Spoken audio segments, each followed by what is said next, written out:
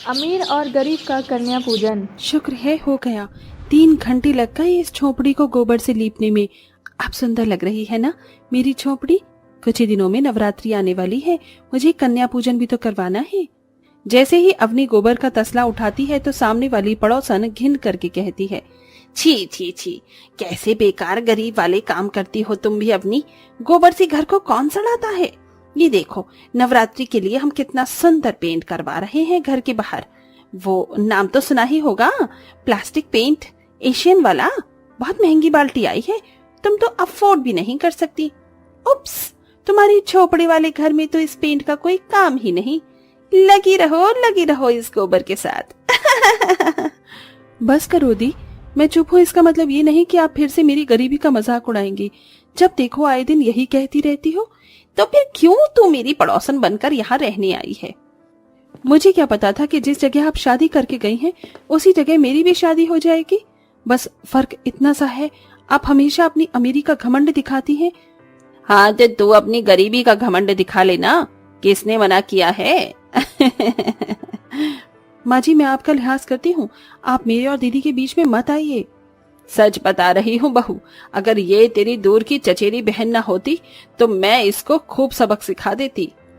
हाँ माँ जी, मन तो मेरा भी यही करने का करता है, लेकिन फिर इसकी गरीबी की हालत देखकर तरस आ जाता है। बस करो, बहुत हो गया। मेरे पीठ पीछे तुमने बहुत मेरी बहू को सुना लिया, लेकिन अब और नहीं। बहू अंदर चल, इनका तो हमेशा का ही है। फिर गरीब सास अंजना अपनी बहू को घर के अंदर ले आती है। बहू, कितनी बार कहा है वो जो भी बोले उनकी बातों का जवाब मत दिया कर। क्या करूं माँ जी, वो मजबूर कर देते हैं बोलने पर। भले ही हम कितने भी गरीब हों, लेकिन अपने 2-4 रोटी में छोटी सी झोपड़ी में बहुत खुश हैं। ये तो बिल्कुल ठीक कहा बहू तूने। माँ जी, बस घर में दाल और थोड़ा सा हरा धनिया है और 4 रोटी का आटा। समझ नहीं आ रहा है इन सब से मैं क्या बनाऊं आखिर। अरे तू चिंता मत कर, हरी चटनी बना ले और उन 4 रोटी की तू पतली पतली 8 रोटी बना दे, उससे हम जैसे तैसे पेट भर लेंगे। ठीक है माँ जी। इतने में उसका पति नमन भी आ जाता है। अरे भाग्यवान, क्या कर रही हो तुम? क्या बनाया है खाने में? अजी, चटनी और रोटी अभी बनाने ही जा रही थी, आप जल्दी आ गए काम से। हाँ, अब काम इतना है नहीं तो मालिक ने जल्दी भेज दिया था। पैसों की जरूरत है तुम्हें, पता नहीं कब मिलेंगे, नवरात्रि आने को है। आप चिंता मत कीजिए, माँ दुर्गा है ना, वो सबकी सुनती हैं। आप बैठ जाइए, मैं खाना तैयार कर लेती हूँ। अवनी अपनी झोपड़ी में सास और पति के साथ रहकर सूखी रोटी खाकर भी खुश थी। वो खाना बनाकर तैयार कर लेती है, फिर सब एक साथ बैठकर खाते हैं। कुछ भी कहो, तुम्हारे हाथ की तो सूखी रोटी भी सुहाती है। ये तो आपका प्यार है। नहीं बहू, ये तो हमारा सौभाग्य है कि मध्यम वर्ग के होकर भी तू गरीबी में रह रही है, वरना कोई और होती तो अभी तक तू चली जाती। बस माँ जी, और कितनी तारीफ करेंगे आप दोनों भी तो बहुत अच्छे हैं। नमन जी, थोड़े से पैसे दे देना, जिससे माता की चौकी का सामान ले आऊं।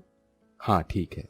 फिर सब खाना खाकर सो जाते हैं। अगले दिन अवनी झाड़ू लगा रही होती है आंगन में कि तभी ही अमीर पड़ोसी यानी कि सास बहू बंठन कर बाहर निकलती हैं।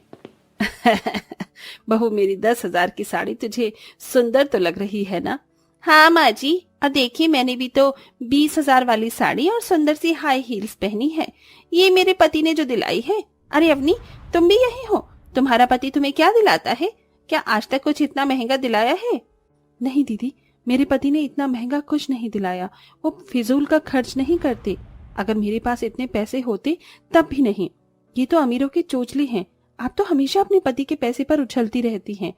बस बहुत हुआ तुम्हारा, अब जिस पर पैसे नहीं हैं तो वो तो ऐसे ही बातें करेगा ना। दूर की पड़ोसी बहन हो तुम, मेरी तो बर्दाश्त कर रही हूँ तुम्हें, वरना मैं तुम्हारे आसपास भी नहीं भटकती। अरे चल बहू, किट्टी पार्टी में चल, लेट हो रहे हैं। जी माँ जी, पर हमें बच्चों के लिए चांदी के बर्तन भी तो लेने हैं उन्हें नवरात्रि के दिन देने के लिए। अरे हाँ, ये मैं कैसे भूल सकती हूँ। फिर दोनों अमीर सास बहू अवनी को सुनाकर चली जाती हैं। 2 दिन बाद से देवी मैया की नवरात्रि के पावन दिन शुरू हो जाते हैं। गरीब सास बहू जैसे तैसे गरीबी में भी माता की चौकी लगाकर 9 दिन उपवास कर उनकी पूजा करती हैं। अम्बे तू है जगदम्बे काली, जय दुर्गे खप्पर वाली, तेरे ही गुण गाए भारती ओ मैया, हम सब उतारे तेरी आरती। छोटा सा संसार हमारा, इसे बनाए रखना माता, इसे बनाए रखना। बगिया में 2 फूल हमेशा हमारे खिलाए रखना मैया। वहीं अमीर सास बहू देवी माँ की बड़ी सी प्रतिमा लगाकर रोज उनका फूल और श्रृंगार कर दिखावा करती हैं। ना ही 9 दिन का व्रत रखती हैं, ऊपर से लहसुन प्याज की बनी हर बाहर की चीज खाने लगती हैं। ऐसे ही कन्या पूजन का समय आ जाता है। गरीब अपनी अपनी सास के साथ मिलकर 9 कन्याओं का बहुत अच्छे से स्वागत कर उनके पैर धुलाकर पहुंचती है। आओ आओ बच्चों, जोर से बोलो जयकारा शेरावालिदा, बोल साचे दरबार की जय जय। बच्चों बैठ जाओ, अब मैं तुम्हारे टीका लगा देती हूँ, फिर गरम गरम हलवा पूरी चने खाना।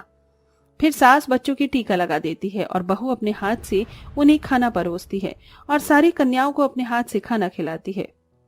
अरे वाह, आपके हाथ की खाना तो और टेस्टी लग रहा है। मुझे तो और हलवा पूरी चाहिए आंटी। हाँ हाँ बेटा लो। शुक्र है माता रानी की वजह से कम पैसों में भी छोटा सा कन्या पूजन कर दिया। बच्चों अब देखो तुम्हें क्या तोहफा मिलेगा।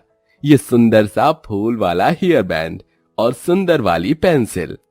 अरे वाह, ये तो मेरा फेवरेट है। मैं तो 2 पूरी और खाऊंगी। खा लो बेटा, मैं अभी और देती हूँ। फिर सास बहू 9 कन्याओं को अच्छे से खाना खिला देती हैं और उनका आशीर्वाद लेकर उन्हें विदा कर देती हैं। तो वहीं अमीर पड़ोसी उन 9 कन्याओं को अपने घर ले जाती हैं। नादान बच्चियां कभी उसके सोफे को छेड़ती तो कभी किसी और महंगी चीज को। ये देख नीतू को गुस्सा आता है। अरे बच्चों, तुम ये लोग क्या कर रहे हो? ये बहुत महंगी चीजें हैं, इन्हें बर्बाद मत करो। ये आहा, पर हमको तो बहुत मजा आ रहा है आंटी इस पर कूदने में। कूदने दीजिए। हे भगवान, तुम क्या कर रही हो? शांति से बेड पर नहीं बैठ सकते? और ये हाथ में टच्चा सा हेयर बैंड क्यों ले रखा है? किसने दिया? अरे माँ जी, ये 9 कन्या उन गरीब पड़ोसन के घर से ही आई हैं। अच्छा, चिंता मत करो बच्चों, तुम यहाँ पर बैठकर खाना खाओ। मैं तुम्हें इससे भी अच्छा खाना दूंगी और गिफ्ट भी। बच्चे मानते नहीं हैं। दोनों अमीर सास बहू बच्चों को डांट डांट कर बिठाती हैं, उनके पैर भी नहीं छूती। फिर रूही खाना खाकर थूक देती है। छी छी, कितनी मिर्ची है, गंदा खाना है ये। बकवास बंद करो और इसे खाओ।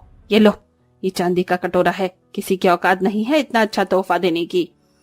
अरे ये कैसा तोहफा है? भीख मांगने का कटोरा दे रही हो क्या आंटी? ये आंटी तो बहुत ही गंदी है।